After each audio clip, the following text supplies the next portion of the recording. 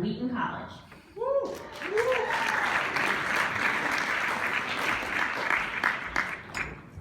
Thank you so much. Hi everyone, my name is Ciera Horton and I'm a junior at Wheaton studying English writing and sociology. As an evangelical Christian, there's a verse in the Bible that really has spoken to me about what I believe interfaith dialogue can look like, and that verse is from the Old Testament, and it is Micah 6:8. Many of you may be familiar with it.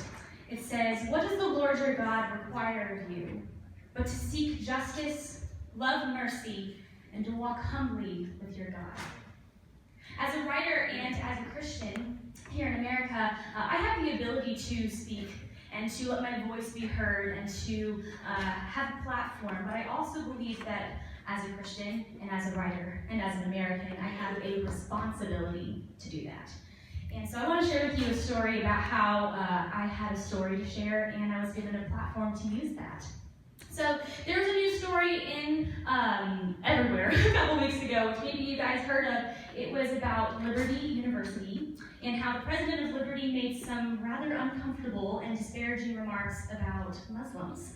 And it was in response to a terrorist attack in California, which of course was horrible. But his comments were calling his students to bear arms in self-defense against Muslims.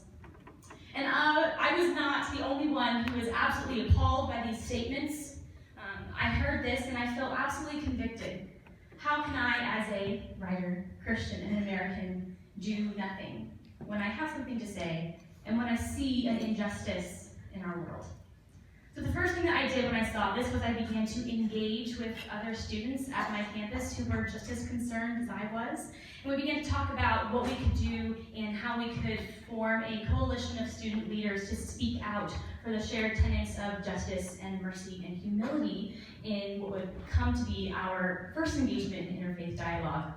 And so we started a coalition of student leaders, and along with my co-writer, Nathan Heath, who's actually studying at Oxford this semester, so sadly cannot be here with us tonight, we wrote an op-ed for the Washington Post, which specifically called out Liberty's comments that they made and also encouraged evangelical Christians to be more engaged in these interfaith dialogues and conversations and to speak up when we see our neighbors being marginalized in our country. And we believe that that's incredibly important for us all to become more engaged and to find our stories and also use our platforms. So when this first happened, we kind of thought, okay, this is one little thing that we're doing. We didn't really know what would come from it or if there would be any impact at all. But we were amazed that when this article went into the Washington Post, it was then reposted and requoted and reshared on The Guardian, the Chicago Tribune, CNN, U.S. News and World Report, and it got so much more coverage than we would ever have expected from this one chance to share our voices, to use that opportunity to share our story, and to use our responsibility to use the platform that's given to us. So we were absolutely amazed by this. Of course, there was some pushback, but we also found that it really helped spark a broader conversation on our campus, which maybe you guys have noticed more in the news recently, but also in the broader evangelical community, challenging Christians specifically, but people of other faiths as well, to continue to be involved in their values such as justice.